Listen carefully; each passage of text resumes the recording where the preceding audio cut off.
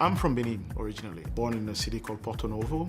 In '94, I graduated from the equivalent of matric in South Africa, baccalaureate in Benin. And from there, I went on to Morocco. I spent 2 years doing math and physics to prepare for engineering school. In '96, I went to France and I joined an engineering school called Télécom Paris, which is the telecommunication engineering school. If you remember, this was the internet years. So '98, just before I finished school, I joined a startup in New York where we work on building ADSL modems, then eventually went back to Paris to finish school in '99. When I graduated, I joined PricewaterhouseCoopers as a management consultant. During that time, I worked primarily on mobile, participated in the launch of the prepaid mobile in Morocco for Maroc Telecom. So I went through all that, the internet years, the great explosion of telecommunication. In 2004, I applied for business school. I went to INSEAD. And while at INSEAD, one of my roommates just came back from South Africa and told me all this great stuff going on in South Africa. And around August 2005, there was a very small article in the Financial Times talking about MTN Banking, launching this service for the masses in South Africa. When I read it,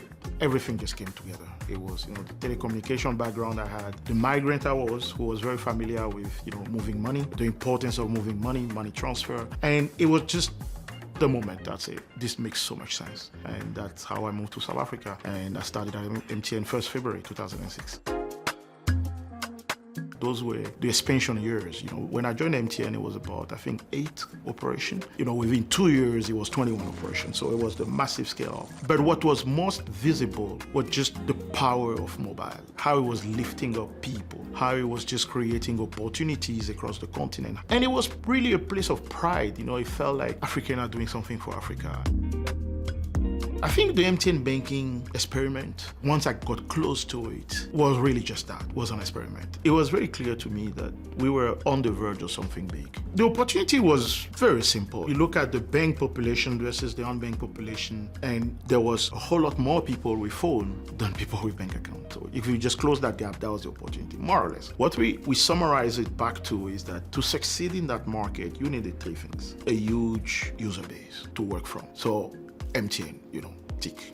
You needed a really ubiquitous distribution. The problem in banking was just the cost of taking the bank to the people. So now you're talking about you could put banking on a phone. So that distribution, if you have it in place, gives you a huge advantage. And the third one was ability to execute. Your ability to execute at the continental scale was a critical factor. So those were the 3 things. And I think I remember we said within 5 years, it will be about 4% of revenue. I mean, how wrong were we? I think now it's almost 40% of the revenue of M-Pesa. It's bigger than what MTN was in terms of valuation. So, and that's 10 years later. So yeah, I'm glad we were so wrong.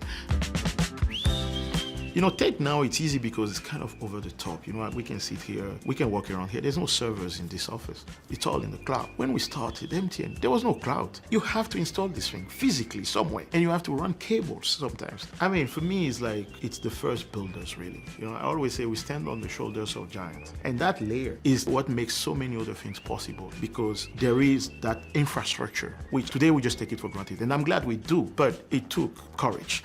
It took bravery. It took crazy people that MTN was full of back then. Yeah, by 2009, I was feeling like my work at MTN was done, but there was a bigger problem out there. That is, how do we connect this thing we're building to all the other payment system at large? And that has been the mission of OnAfrique. What we've done at MTN was solving locally. OnAfrique was, how do you actually build on top of these local solutions to actually create a Pan-African payment network? We essentially just make sure that the mobile money experience that you have domestically can be extended cross-border. So you'd use your MoMo the same way you'll have used for domestic, except you put the indicative countries, as if you were calling international. So it has been really an extension of what we started with MTN, now just making it more Pan-African and more global.